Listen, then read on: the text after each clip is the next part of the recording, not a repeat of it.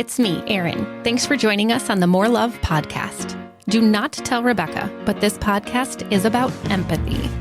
She likes people to think she's dead inside, but the truth is she's a big-time feeler who has truly helped me uncover that empathy is my superpower.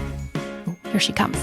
Hey, bestie. Hi, love. What are you doing? Oh, just getting ready to host a podcast.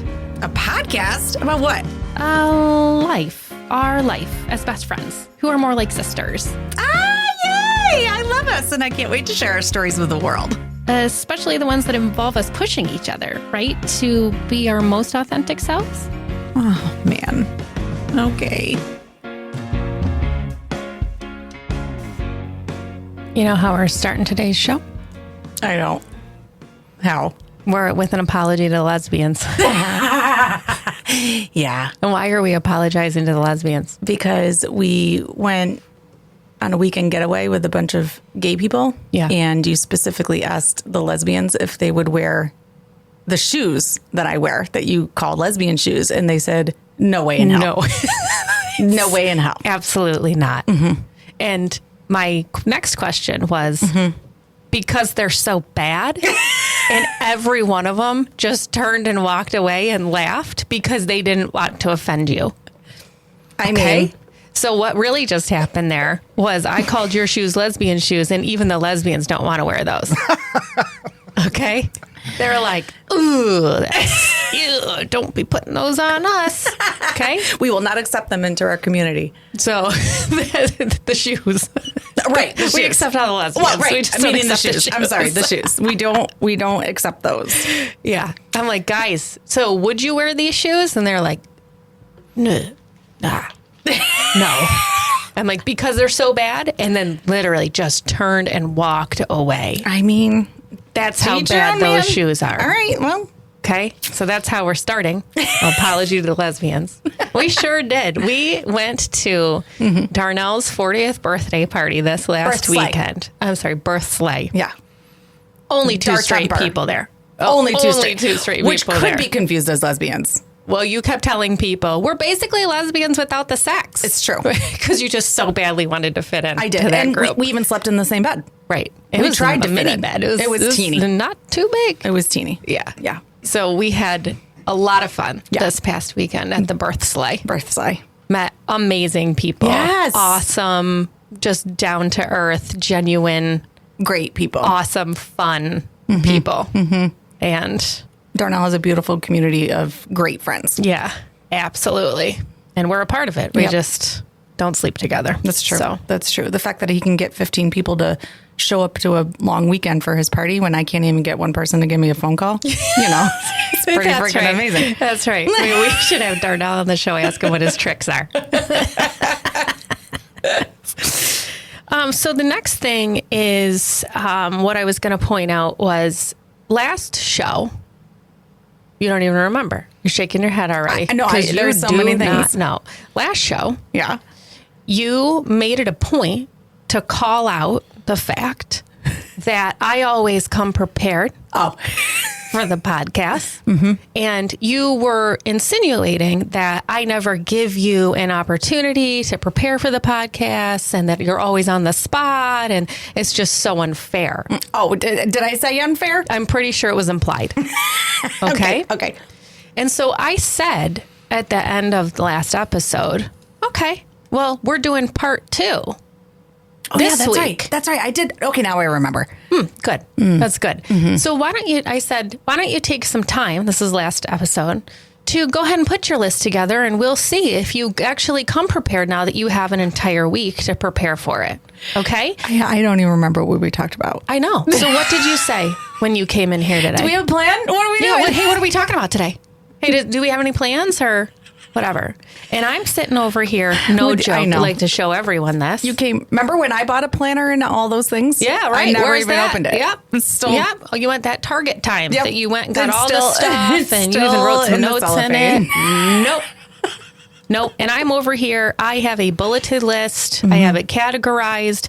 There is literally, so I have 1, 2, 3, 4, 5 in this one category. 1, 2, 3, 4, 5, 6 in this other category. Okay. On the other side of it, it says Bex And there is literally one bullet, and then there's a bullet that has nothing next to it. Was I supposed to email you anything? No, you were just supposed to handle it yourself because you wanted to put me on blast last time I got it. spend too much time preparing and not telling you about it, and that you would just be so much more on top of it. You did tell the story about how you had to take so much time to pick emojis. Well, and now every time, I will say, every time you send something, like this morning when I sent you and my husband a text about how he sucks at being a dad, and you sent the perfect Thank you very much. You noticed it? I did. I did. I searched. I'm going to say it was a good 45 seconds. It was between two, and I picked that one. Mm-hmm. Why don't you tell everyone why your husband won Father of the Year? Oh, but here's the best part. I texted both of you, not just him. Mm-hmm. And I, when we were away this weekend, for, I don't know if I should say this out loud. Oh. Yeah. All right. Well, if you want to know, go on the Facebook because I know that children listen to our podcast. So we're not going to talk about that. But right. if you would like to know. Wow, that was really thoughtful of you. I'd like to give you some points there. Thank you. Scott, please push the clap button.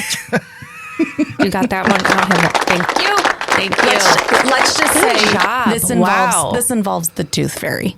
Yeah.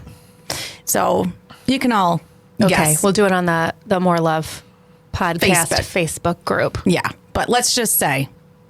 I can't wait. Mm-hmm. Yes, Scott. Mm-hmm. Yes. I really want to know what that's about. Uh-huh. Oh, good. We call that a cliffhanger. Mm-hmm. We did that on purpose, Scott. Mm-hmm. We did that totally on purpose. You guys are brilliant. Yeah. Mm-hmm. Our marketing is off the chain. Yeah. Off the chain. So is our preparedness. See, mine is, but yours is not. So wait. Yes. Darnell, back to Darnell's party, had an official psychic. Yes.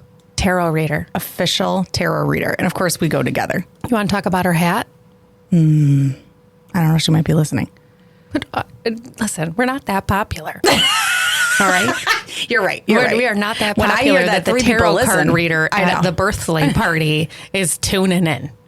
Yeah, she was wearing a sun hat, but it was black. It was very funeral-esque. Mm-hmm. Church Sunday type of hat. Mm-hmm. It was very interesting. You really loved her candles, though. Yeah, I didn't like those. They were glittered, fake. Black. Glittered. No, they were purple. Purple glittered fake candles lights with the flickering battery. Yep. Mm-hmm. From the dollar store. And then she had a bunch of gold dragons, but we didn't reference those. No. Nor did we get to pick our card deck. Right. She had 4 card decks that I specifically asked. Oh, yeah. About. Right. And she goes, well, if I'm feeling called, I'll go to these. Come to find out, everybody else got multiple deck readings. Right.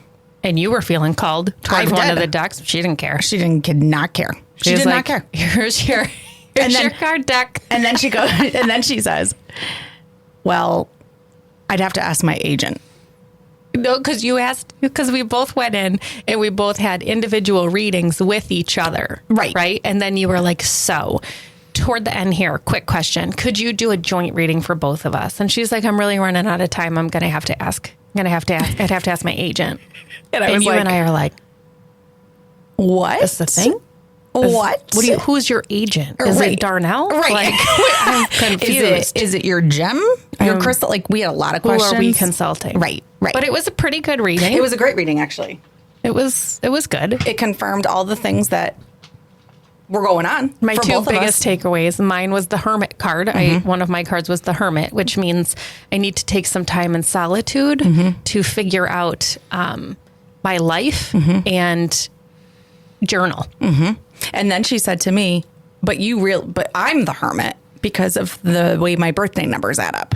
Right. And she said, so it doesn't surprise me that you two have this yin and yang energy. Mm-hmm. And then yours was like, it was like this tarot card with a party bus on it. And it was like, girl, you need a vacation. And they're like, I sure do. I sure do. And then your first card was, it said something about, there's this partnership in your life that is nailing it. And at the end, I go, I have a question. Is that a romantic partnership? And she was like, absolutely. And Erin and I looked at each other and I'm like, it's us. It's us. It was just like this. Wow, this relationship is exactly what you need. It's really beautiful. It is just really giving you this great energy. It is really helping you through this period in life. It's really, really beautiful. And you did. You were like, is that a romantic relationship? She said yes. And then you gave me the side eye. Right. Like as if to be like, just so we're clear, it's not. Right. It's me. Yep. Speaking of, should we do? Yep. Okay. Oh, wait. One thing real quick. One thing real quick before we do this. This is how my empathy plays out with you. Okay. Because the purpose of this podcast is empathy and vulnerability. And it's about talking about our stories and how empathy and vulnerability have played out. Okay. I want to be really clear that was, you want to talk about an intention, the intention of the podcast. That's right. Okay. But because I am so incredibly empathic and I'm like, I want her to feel like she has a place in this podcast. I want her to really feel like she's owning her own thing. You know, we're definitely yin and yanging over here, right? Yeah. Slowly but surely, I allow you to bring in your own self to the podcast. Then last week, I'm reviewing the podcast. No joke. If that thing was 60 minutes long, 42 minutes was you talking about your bedroom portal. It was you setting the intention. It was you processing your cards. It was making sure that the mermaid was we didn't name the mermaid. Right? It was doing the chakra oils. It was, and you had other stuff in your bag. I know. We just didn't get to. We still have it. They've been in my bag the whole 10 weeks we've been here. Yeah. I know. Because we don't have any time to actually talk about what we're supposed to be talking about. And then what did you say about the whale episode? You're going to make me say it on... Yeah. On. What did you say? I was watching it and I called Erin, or you called me. You happened to call me when I was done. And I said, I cannot... We crack me up. I said, I cannot stop laughing at the things that we talk about. And I said, that episode was great until we got to the reviewing of the whale. And then I got bored and turned it off. Classic. I was like, that is no longer fun. This is so classic. I said, wait a minute. Again. The purpose of the podcast is empathy and vulnerability. And after we got through the whole stuff in the beginning, that you're cracking up, you're laughing. I think that was the one I called you a trash can. It was all those things.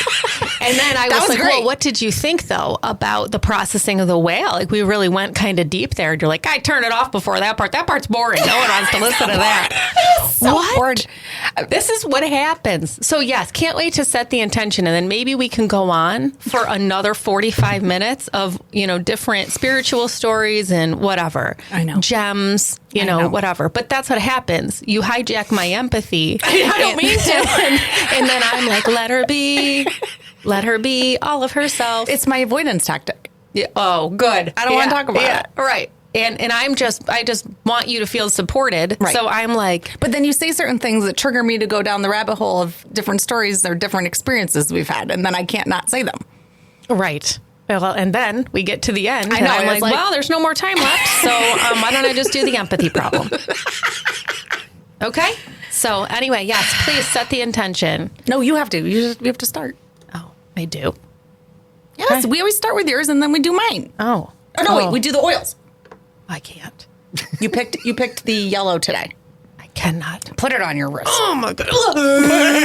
Put it on your crevice. Why do you keep saying the word? Oh, look it. This is me. You wore long sleeves. I do not Put it on your neck. Put it on your like neck. Put it on your neck. What the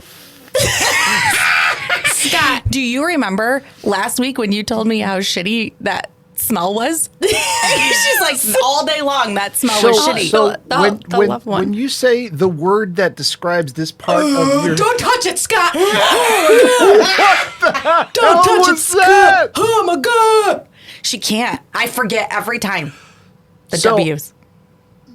This reminds me of my wife. Why? She's got a W problem? She hates the W's? No, it's not the W's. What? What is it? It's metal. Oh. it goes back to when she had braces as a kid. Oh. So if she hears metal or if there's certain types of metal, like she goes, "Mwah, mwah," Yes. it like messes with her teeth. It's a physical reaction. And so the kids, they mess with her. they'll take forks and run it on a knife or run it on the plate. And she's like, "Mwah, Oh, it's so mean. It's stop it, so mwah." mean. It's so mean. So I get it, but it's still she doesn't go all this, but She doesn't go T-Rex? she doesn't go all T-Rex. Yeah. and So stuff, my but- friend Stacy sends me a text message at the end of that last episode. She's like, I'm gonna be honest with you, the cliffhanger wasn't about the whale, it was about the W's. What the heck is going on there? Right? So I will. Yeah, I'll we're tell gonna have people. to delve into this some other I'll time. tell you about the W's. I'll tell you. I do not know where it comes from. It has been a part of my experience since I was a little kid. I don't the memory I can associate it with, and again, this was way before I was ever allowed to watch any type of murder mysteries or anything, right? So like I was definitely too young, was I would have these two incredibly prominent thoughts before I would go to bed at night. The first was because I had I have so many things to say. Go ahead. Well, You just triggered me. I got to keep doing this Go during ahead. the whole conversation. Go ahead. The first one has nothing to do with W's, but it's just a very prominent thought. It was this Fisher-Price kitchen set that I had in my room. And this is when I think anyone should have known that I struggled with anxiety because I would wake up in a dead sweat in the middle of the night. Oh my God. And you know, like the little turn things, like The knobs. Yeah, the little knobs. Like Yeah. one was blue and one was red. If it was not on blue, I was 100% convinced I was going to burn my house down. It's With legit. my family, That's with legitimate. my brother in the next room, Yep. not okay. I can relate So I would have 100%. to check that a million times before I would go to bed. Are they on blue? Are they on blue? There's two knobs, blue, blue, blue, blue. Then I would make up in the middle of the night. They'd still be on blue, right? Who was going to change them? But if they were not on blue, I was in a tizzy because I thought I was going to burn the house down. Okay. But the second thing where the W's come in is I would go to bed at night and I would sleep. I can't even do it. I can't even do it. Pretend this is the back side of my W's. Scott, I need you in the bubble. I need to see you when I'm talking about this. I missed you. Okay. I would lay down. And then if this part, pretend this was the front part of my W's, was facing upwards, I would be 100% convinced that some horrendous, it was a man with a gigantic knife, was going to come in my room and slit my W's. Again, Where'd I that come swear from? to God, I'm like in fourth grade. I'm like Sawyer's age, right? Don't know where that's coming from. Since that time, I continue to this day, I am 41 years old, to sleep like this in bed so that my W's are protected. I cannot look at W's. You cannot talk about W's. You can't say the W word. I know. My W's cannot be exposed. If I wake up in the middle of the night and my W's are exposed, Aren't you a I therapist? am full on panic. I will lay on my stomach with my hands shoved down to my crotch just to make sure that they are as covered as they possibly can be. I don't like to see your tattoos on your W's. I cannot watch scary movies that have anything to do with W's. One of my therapist friends told me at one point that it was probably associated with vulnerability because it's a very vulnerable part of your body, right? I don't know. We could look into that all day. But to this day, It's a trigger. I just need some hypnotherapy or I know. something about I know. that. But it is not okay. That is so funny. You triggered me so badly because my two things when I was little, same time frame, maybe a little bit younger. I was convinced. So you lived in a raised ranch like I live in now. I lived in just a regular ranch. I was convinced at night that E.T. was at my window looking in.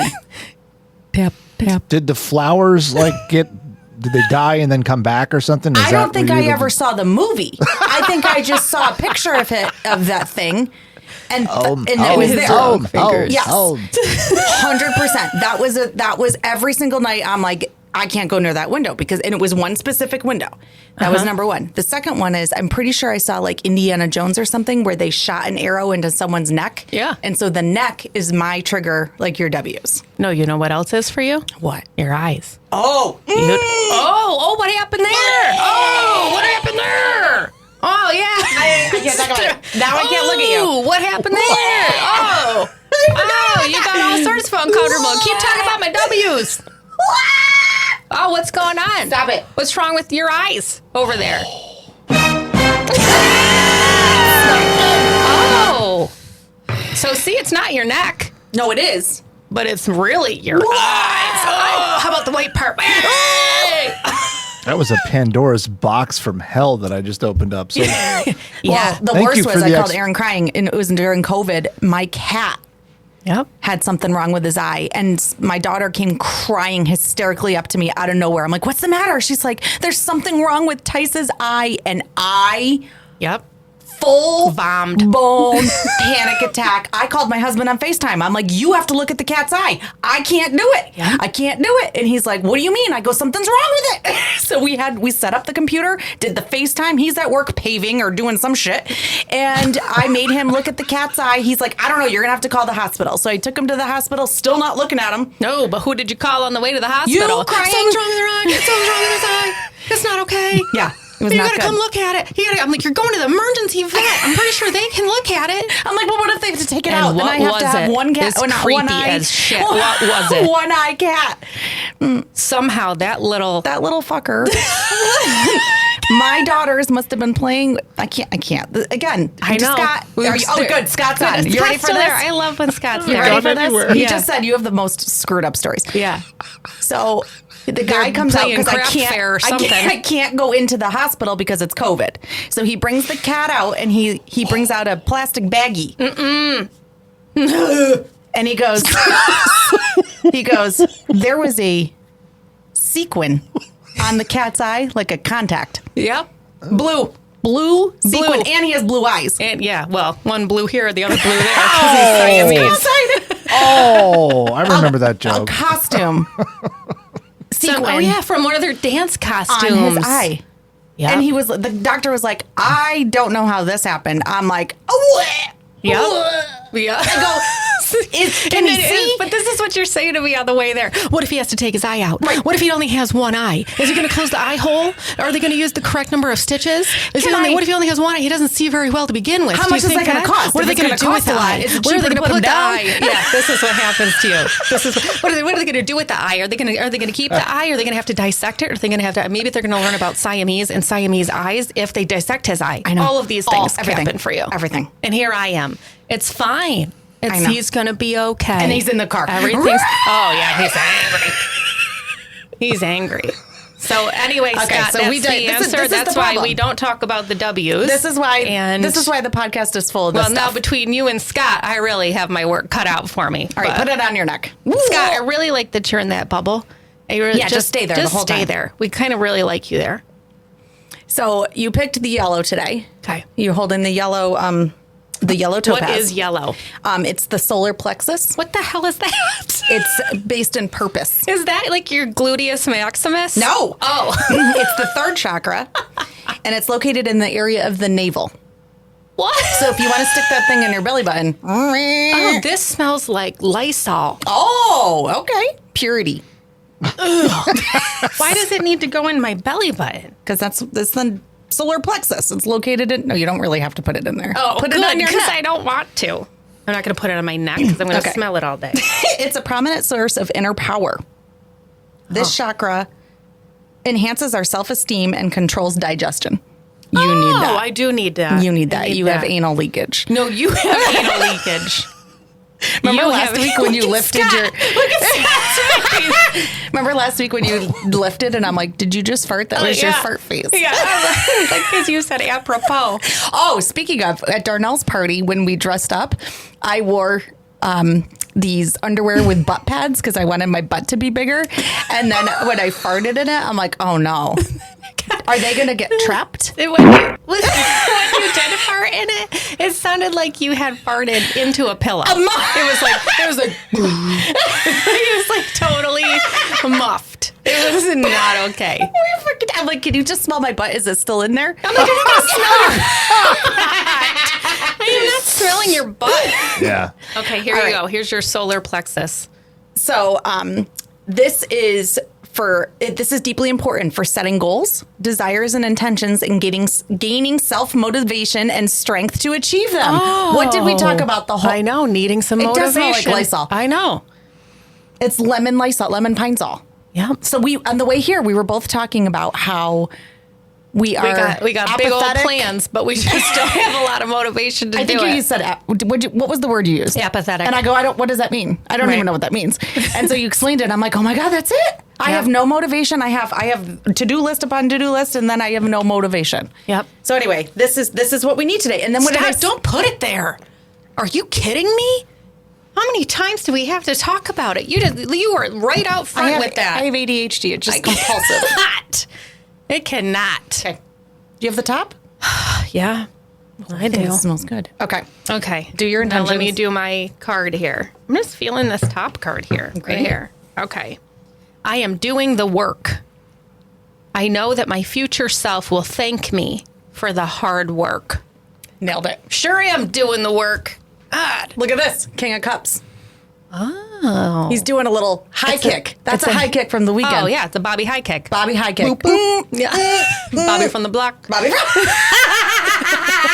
Bobby from the block. Great people. Oh, yeah. Part of me feels like we should just have the whole group on. Oh, I could. No, that they would blow up. This whole place group. is not okay. All right, ready? No, that's the wrong one. What was that again? King of Cups. I almost said king of high kicks.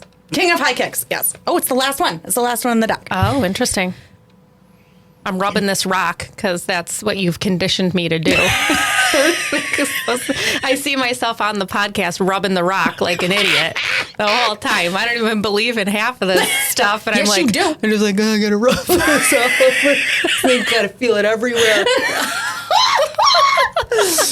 The King of Cups sits on a cosmic cloud above the sea, beyond, but still a part of the vast ocean below. The cup before him floats in place, mirroring the energetic well-being of his kingdom. The king contemplates the state of his people, considering how to best care for happiness and peace of all. The King of Cups invites you to still your mind and calm your emotions. Act from a place of emotional maturity and rational compassion. As you move forward, be sure to consider not only how your actions affect the self, but also how they impact a greater web of people and events. Be considerate of others at this time and do your best to strive for collective harmony above individual gain. The King of Cups may embody a part of you or another person in your life. It will depend on your reading what makes sense to you. It's really interesting. Tell you what makes sense to you, the emotional maturity part. Well, I'm the rational whatever that I Right. talked about. right. Emotional maturity. So back to the party, we each got individual shirts the minute that we got there that represented who we are as people. Yep. And mine said, I bring the voice of reason. Mm-hmm. And yours said, I bring the wine. And it could have been WHINE. Oh, yeah. Both would have Yes. been fine. Yep. Yeah. Yep. Wow, good. Did we do all of the hippie voodoo shit already? Mm-hmm. Wow. Good. Now what do we do for the other 30 minutes? You know? You Holy said you cow. came prepared. I know. Scott, I didn't start the timer. Now I'm having some anxiety about it. 30 minutes. We're at 30? Yeah. Okay, Nailed I'm going it. to start it right now. So now I know we only go up to 30. Thank you, Scott. You're welcome. All right, so back to all the prepping that you did for today's session. Cannot. This is part 2. Do you even remember what part 1 was? I cannot. I cannot. I honestly have no What idea. is your role in the podcast? I show up. You show I'm your up and support. you just bring like what? I entertainment? provide. I'm your muse. At the end of the season, I want to have a contest, and the person who can tell us the exact number of times that Erin says I cannot will win something. Yes. Yes. Or fascinating. That's her other. Or incredible. Fascinating and incredible are her favorite words. Fascinating. That's incredible. Mm-hmm. The other thing I say a lot is my favorite part is. I do. I say fascinating a lot. I cannot. Mm-hmm. I say it all the time. Mm-hmm. I know. Did I tell you that I was having brunch with Greg Irwin's dad? Oh, yes. The other day. Yes. And he was like, your deadpan face to Rebecca is on point. And I'm like, that's fantastic because I didn't even know. Oh, yeah. That's just me looking at you. Uh-huh. being like, are you kidding me? I know. Well, see, when I started working from home almost 10 years ago and had to do the Zoom meetings, that's when I realized my face is not okay during staff meetings. No. And to the point where my boss, at sometimes when we were on big group meetings and he knew how I felt about certain things, he would screenshot it and then text it to me and be like, this is her response to this. And I would have to keep my shit together because, I crack up at everything. And it would be ding and I'd look at it and I'd be like, in the middle of the podcast. That's so awesome. fun. No, in the middle of a Zoom in the meeting. middle of a Zoom meeting. Yeah, because Zoom was very clear to me 10 years ago. Yeah, and then when the whole world went on, that's when everybody else really realized needed to inform their face. Yeah. Hilarious. I can smell this Lysol through my sweatshirt. Did you see what my sweatshirt trash says can. today? Yeah, I bought you that. Yeah, you did. Expensive and difficult. Yeah. And then I put this on and I'm like, this isn't for me. This is Rebecca's shirt. This is totally Rebecca's shirt.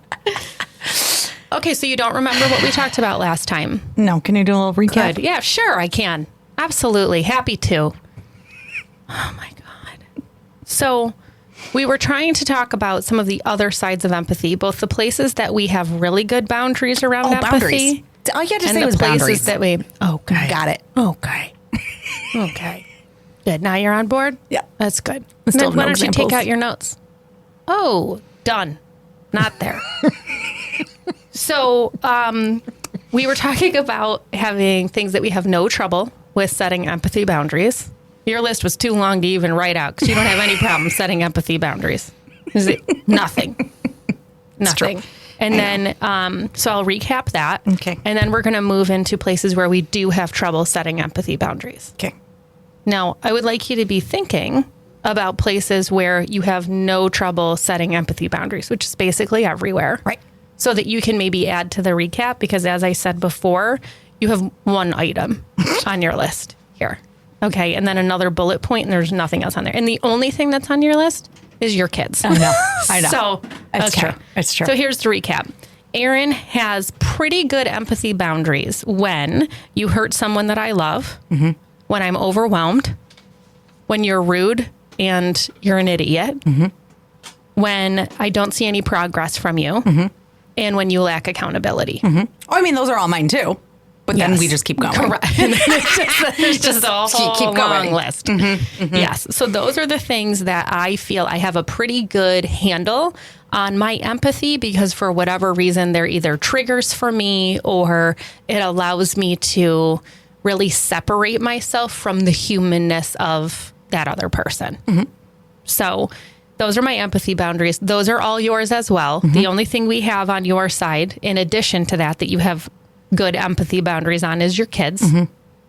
And we decided in a previous session that is because you care so deeply about their success and their ability to be able to be good humans who successfully function in the world, that if you felt that you were too soft with them, that you would actually be doing them a disservice. Yeah, I kind of feel like that's how you develop grit as a child is...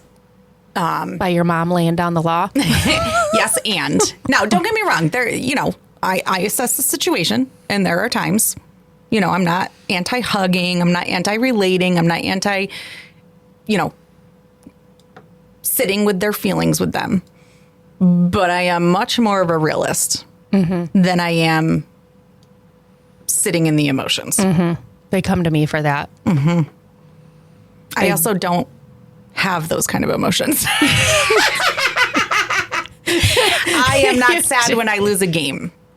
I am not sad. Like, that just doesn't exist. So it's hard for me to relate to those. And I'm like, really?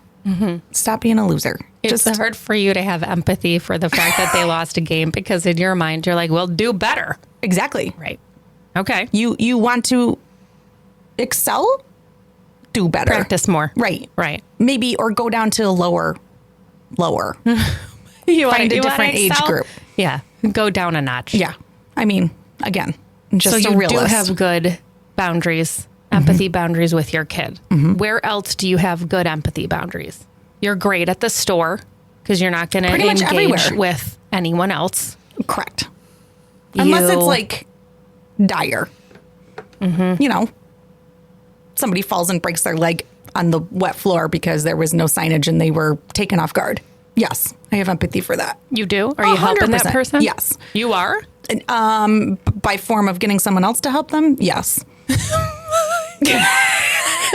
Hey, something happened over there.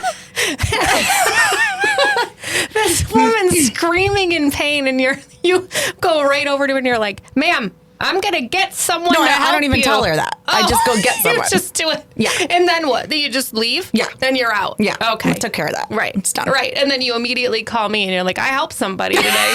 She doesn't know it, but Yeah. I helped her. Yeah. Okay. Yeah. Okay. So you basically have fantastic empathy boundaries at all times. Yes. So this flip-flop. For the most part, unless I'm completely triggered by my non-boundaries. Right.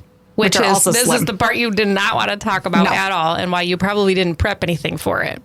So my list of no empathy boundaries is incredibly long. Right. Just like your list of empathy boundaries Right. is long. Right. Right? Mm-hmm. So if you catch me at a moment when I am eager to support or help, Which is every minute of every day. well, sometimes it's a little more than others, right? So sometimes if I'm super overwhelmed, I'm able to have better boundaries around someone who slips into my DMs and is like, hey, can I talk to you about my child with sensory processing disorder? I know you have a lot of experience in this area. Can you give me some information, right? If I'm really overwhelmed, I'm going to be better about not engaging in that conversation. Okay. Okay. But if I'm in a good place, You'll do and it all day long. I'll seek it out. I've noticed I've been doing that lately. I'm on a couple groups in Facebook, and I'll just read what people have written, and then I'll be like, I can help that person. I can't.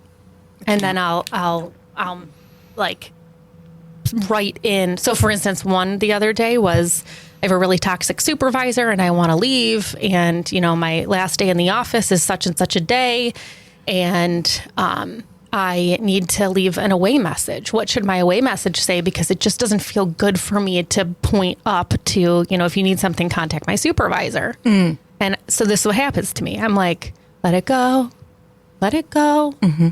You don't have to answer that question. But I do. But I do.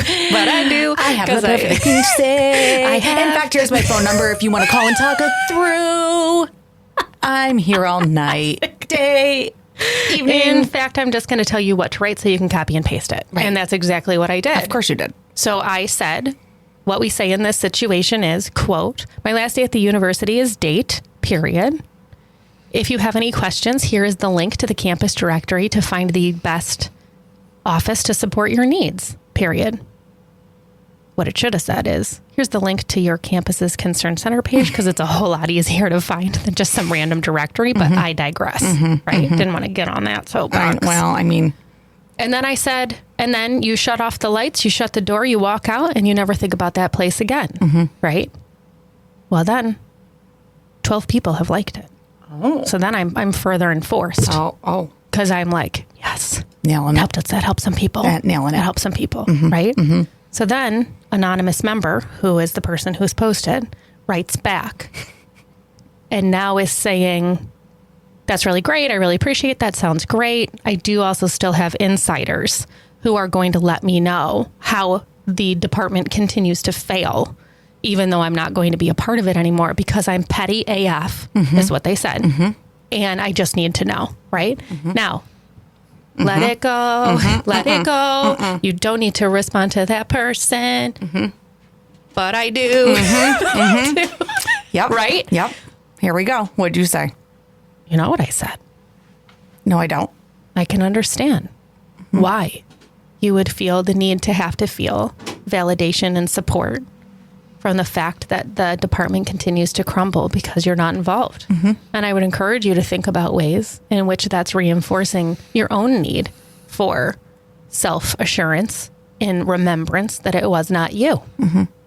In my experience, when... It doesn't just end there. No, I had to keep going. In my experience, when I fully grasped that what I was really seeking was validation for myself that this place wasn't going to be fine without me. And I made peace with that is when I really allowed myself to see that this happened for a reason. And it was the reason of allowing me to leave. And now I'm living my happiest and best life. And I can actually thank them for providing me with the necessary means to leave that specific position. Mm-hmm. And the person doesn't write back because I think they're like, here we go. Mm-hmm. I just wanted to know what I put up for my away message, mm-hmm. right? Well, and reality is they don't want to do that work. They want to be validated. I know. But I got to just drop some knowledge. I mean, right? I just got to drop some, right? Because mm-hmm. what did I just say? You want to talk about accountability? Right. I'm like, we don't need to be petty. You want to know where the petty comes from? Because I've been petty before. Mm-hmm. It comes from this internal need and desire to have to realize it wasn't you. Yep. Which is because you don't know that or feel that deep down. Right. Right. Right. But as you and I know, mm-hmm. these things happen. Right. And then we say to ourselves, I'm in a much better place now than I was before, and I wouldn't have left otherwise. Yeah. I needed it to be that way. Right. Right. So when I feel like you've caught me at a moment where I can engage, I can drop some knowledge, I can try and be helpful in some way, and I have the time and energy to be able to do it, I'm terrible about cutting that off. Because what usually happens, I'm not kidding, 9 out of 10 times, mm-hmm. is anonymous member slides into my DMs. Mm-hmm.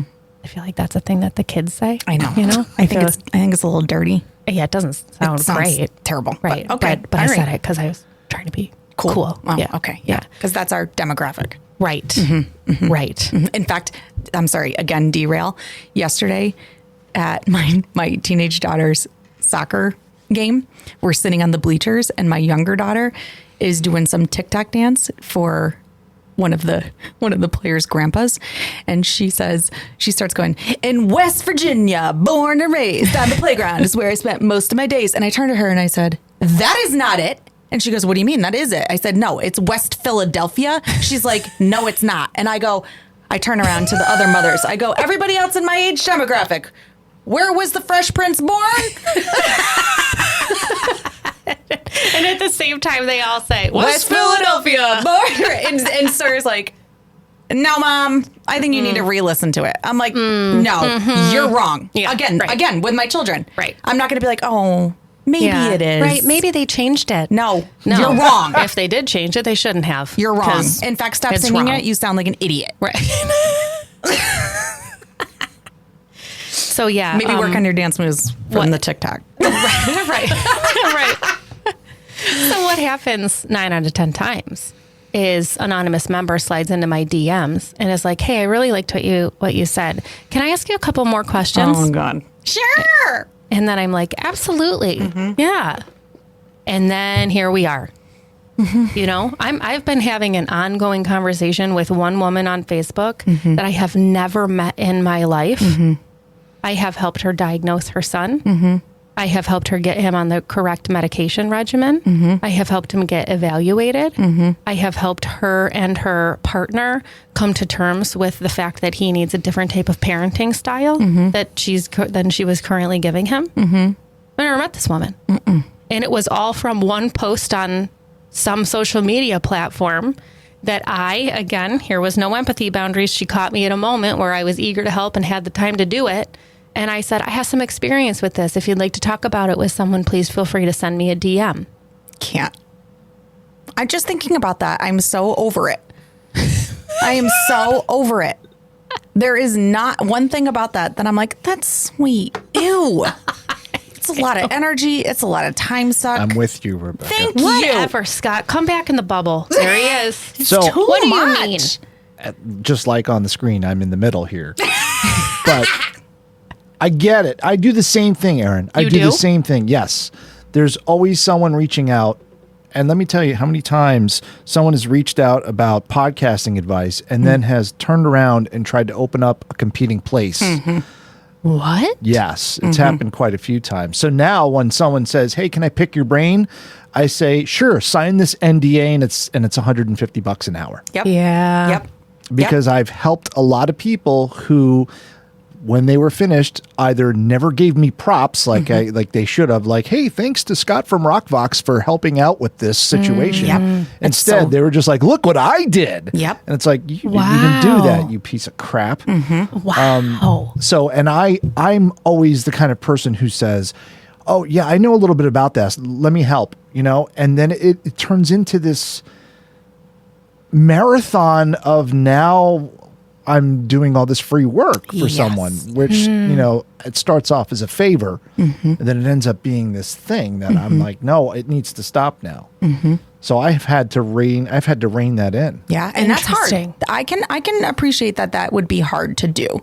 I'm always giving Erin advice in her business, and I'm like, people should not have free reign access to you as the president of your company. They should have to jump through at least 6 hoops to get to you. And she cannot comprehend that. Right. Try to get in touch with the CEO of T-Mobile and ask him about cell phones. Right. I'm like, It's true. There's so many, but again, you're relationship oriented. You are customer service oriented. You are exactly all the things. And I'm like, no. And so you're like me, Scott, in that I think you think everyone puts their pants on the same way. Right. So you don't think you're better than anyone else. You're not like, I run a really successful podcasting studio here in Bushnell's Basin, but I'm happy to help. Right. But you're not thinking I'm superior. I'm better. You have to come and learn from me. My imposter syndrome is kicking all the time. Yeah. Oh, interesting. So yours is imposter syndrome and mine is we're all in this together. Now, to be fair, and this is where I think what you're talking about makes a lot of sense to me, Scott. If someone said to me, hey, could I pick your brain on how Concern Center is so successful? Because I'm thinking about running, care center, or something like that. I'm thinking about starting a competing organization. And I just want to know exactly what your roadmap is. I got nothing for you. Nope. I'm not sharing any of that knowledge. Now, 2 years ago, that wouldn't be you. I don't think. You think so? I don't think so. You think I would have given away the secrets to the kingdom? Well, because you weren't full into your business. It was like a side gig. And when it's a side gig and, you're just doing it because you value and support people, services, and mental health and success, at the end of the day, you didn't care how people got it. But now you're all in. But this is fascinating. I love this.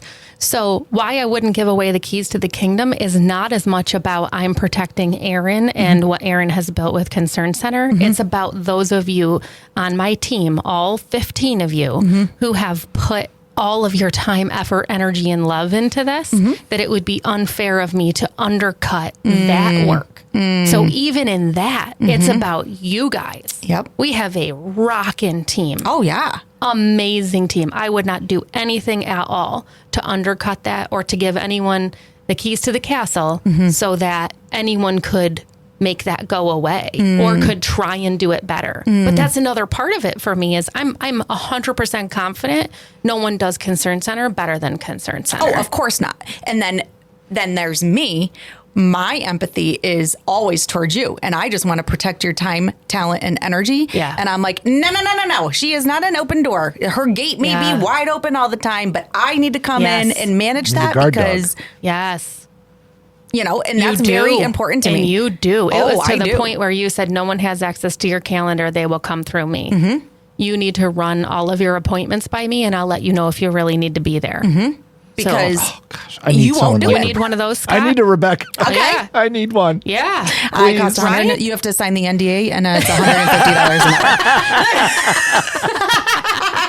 hour. That's interesting, though, Scott. So are there other places outside of the podcast realm that you are being tapped for knowledge or information that you will give freely that you do not feel as disappointed by or angry by if someone takes that information and runs with it?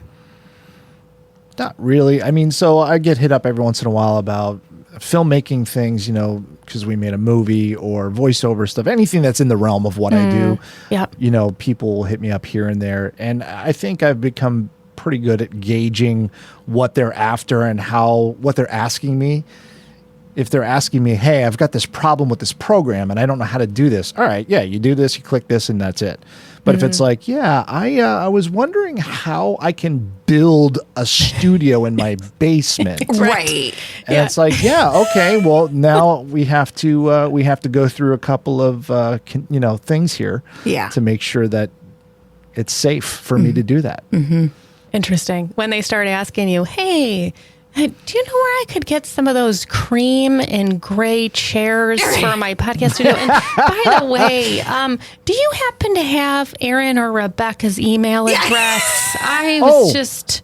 Oh, no. You wouldn't give them access to that? No, I mean, I go wouldn't. ahead. Oh, are you kidding me? No. But go ahead. Give them access to that, Scott, because you'll still feel so validated. Rebecca and I will be like, who is this? Yeah. Right. No, Scott's our main man. Get out of here.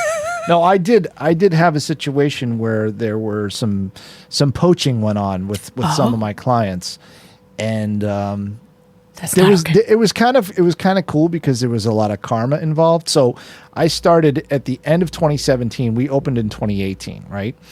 And a lot of the things that we see now started because of the pandemic. But I was already up and running for 2 years by the pandemic. Yeah. And so the person that I'm talking about actually decided to launch right as the pandemic started. So there was no way to get going. And this person was also a hobbyist and hasn't been doing production for 30 years. So you know what I mean? But that's the kind of, and I'm sure there's a similar kind of thing in your field. It's like the armchair quarterback person, who watches a lot of YouTube videos and now they're an expert. That's right. Oh my! You mean in mental health therapy, which many people believe is just sitting down with people and giving them your own experience about how they can change their lives? It's crinkling your eyebrows and listening really well. Yeah. Isn't that's all it is, right? I say constantly, if y'all can do what I can do after 11 years of training, I wasted a lot of time and money for no reason. Right. Right? Exactly. So, but many people think, I'm just a good communicator, right? Or when you say, well, what makes you a really good listener? Well, I share my experiences with people, right? Well, that's actually problem number one. The worst. Right? Yeah. It's the worst thing you can do. There's so much that goes into the art of listening to people. And I think that when you talk about that as a superpower, right, that is a part of it. People are not used to feeling seen and heard and understood and validated, It's a true skill. Absolutely. It just so happens to be an extension of who I genuinely am as a person. So it comes very naturally to me because I'm curious and I want to know and I want to help, right? And all of those things. But yeah, I agree with Scott wholeheartedly. There very much is this sense of, I happen to be the person for all of my friends who comes and talks to me about all of their problems. And I'm like, wonderful. And that is a service. You are providing a service. But let's be clear that is also not mental health therapy. Right. You just get lucky because you get free mental health therapy services all the time. Constantly. In fact, on the way here, when we were talking about all things, I thought, man, if I didn't pay for this, right? It would not. I would be broke, straight up broke. Even the shit she forces me to do, straight up broke. That's right. I love it. All right, so no empathy boundaries. One, catch me at a moment when I'm eager to support or help. If I have extra time. Another area is if you're incredibly close to me, so you're part of my inner circle, I have no empathy boundaries around that. I could have the biggest presentation of my life coming up, some TED Talk in front of 1 million people. And if you or anyone in my inner circle were to call me and say, this is what just happened to me, I'd call the thing off and I'd be there. There is zero boundary around that, which is to your point, another reason why I have to keep that inner circle where that inner circle is. Because when you're doing that for 50 people, for 100 people, right? If I don't have a good boundary around that, then I'm never doing a presentation, right? I'm never doing any of that. Right. So if you're really close to me, you're in my inner circle. The other one I have here is my kid. Man. So isn't it fascinating that your kid, because of how you love, you have empathy boundaries around your kid because of that. And I guarantee you my kid has mastered the manipulation of how he gets what he needs to get out of his mom. And 100%. I know it. And I still let it happen all of the time. Yep. Because it is crucially important to me to protect his heart at all times. And for me to constantly get to the heart of the feeling associated with every single thing that's going on for him. And then that's where that patience comes in, because I will stick with that until the end of time. Right. And so it's good when we come over to your house and he gets a little slap back into reality about this. Let's not forget how great your mom is, because you could have Aunt Beck as your mom. Okay? Yep. You're not sure what the other side looks like? Come on over, How about honey. that? Just spend 15 minutes over there, right? So when it comes to my kid, terrible with my empathy boundaries, because he is an extension of my soul.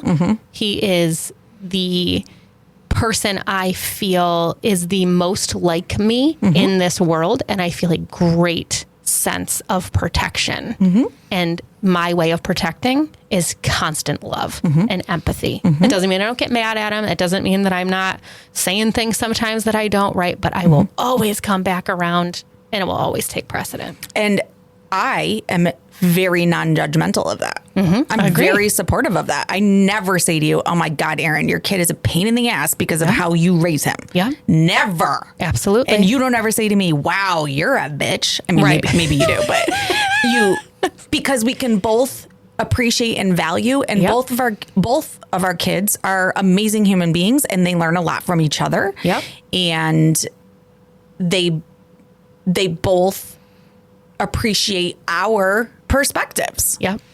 And they come to us for different things. Yes. I remember there was one time, I can't remember the exact scenario.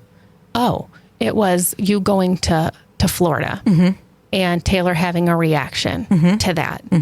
And you were taking the hard line of, don't care how you feel about this, doesn't matter, get on the plane, this is what we're doing. And you're right. I never said to you, maybe we could be a little softer, maybe we could understand this. All I said to you was, from a developmental perspective, I can see where she's coming from, because the only thing that she cares about right now in her life is social connectedness. And the minute you miss out on any degree of social connectedness at her age, you are eons behind, and they will leave you in the dust. So it's about acceptance. It's about being a part of the group, right? This is perfectly developmentally appropriate. But the way you said it allowed me to say, tell me more about that. What are some things that I can still do, because she's not going to stay home. She's not going to not go to Florida. So and then you gave me some suggestions, and I did them, even though I did not want to. Yeah. And it really made a difference. Absolutely. And one of the things I said to you, which I think is a really good tactic, is I say, try it once. Right. You don't have to commit to it forever. Right. But when she says this, have this be your response and see how it goes. Right. And then you did that. And then you saw a different version of her. Right. And to be fair, I'm not 100% sure that, this concoction of things is what's going to work. So there's some hypothesis testing on my part. Sure. But I get to the core of what I think she's feeling. And then you're much more willing to relate to her and empathize with her, where I'm not. I'm much more like, this is what we're doing. You figure it out. Right. And that's the way it's going to be. Right. So that's what's really cool, again, about our relationship is we are non-judgmental of either one of our, in fact, we actually learn. And we joke all the time, because you'll come to me and you'll be like, maybe you do know some things. And my kid just manipulated the shit out of me, just so we're real clear. He did this thing at school, and we both knew that he was wrong. And he came in and he sat on my lap and he said, Mom, I need to talk to you about something. And he knows that when you start like that, I'm all in. Right. Oh, what is it, honey? I just said this to Mark last night. I just said, you want to know what Carter's getting really good at? Getting me to do things with him. Like, he'll say, Mom, I was wondering if maybe you would like to play Mario Kart with me tonight. And then I'm like, if he was like, Mom, you want to play Mario Kart? Doesn't hit me. But Mom, I was wondering if maybe you would like to, right? Or he'll say, Mom, one of my favorite things to do is watch movies with you. Do you think we have time tonight to watch a movie? Sure do. That's hilarious. We don't. But we do now. That's hilarious. Because again, I'm like, bing, bing, all my God. In. And here's my Sawyer's like, Mommy, can we watch a movie? No. What time is it? What kind of movie is it? Absolutely not. We haven't even eaten dinner yet. I go, it's 9 o'clock. What kind of movie is it? Am I going to like it? If I don't like it, I'm not watching it. Is it about murder? Maybe we'll watch some of it. Yeah. And I'm like, well, you only have 10 minutes, so if it can fit it in there. Yeah, right. Yeah. Start the movie. It's done in the next 7 minutes. Then it's time for bed. Mom, can you do my nails? No. Too tired. What about tomorrow? Maybe. Mom, you told me 3 days ago you'd do my nails. Well, get over it. Life happens. Right.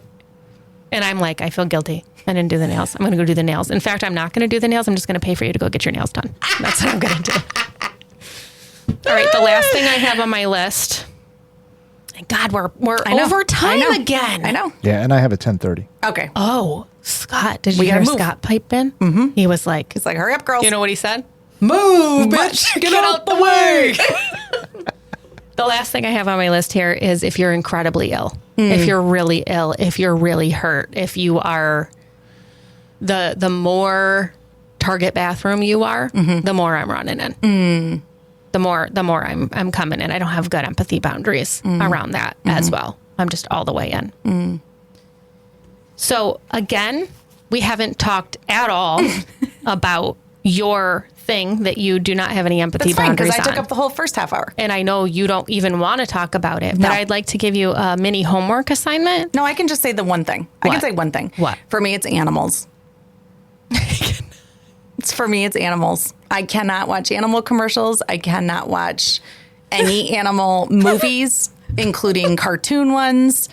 I cannot. It brings emotions to me that I cannot deal with at all. And this is, you can ask my mother. This is from when I was a little child. We just had the most beautiful session of ways in which people just really tug at my empathy and you're like, you know what it is for me?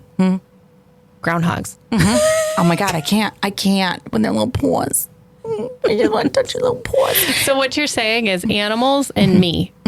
Those are the two areas in which you have no empathy boundaries. You don't have any empathy boundaries around me. You want to, but you don't. I know.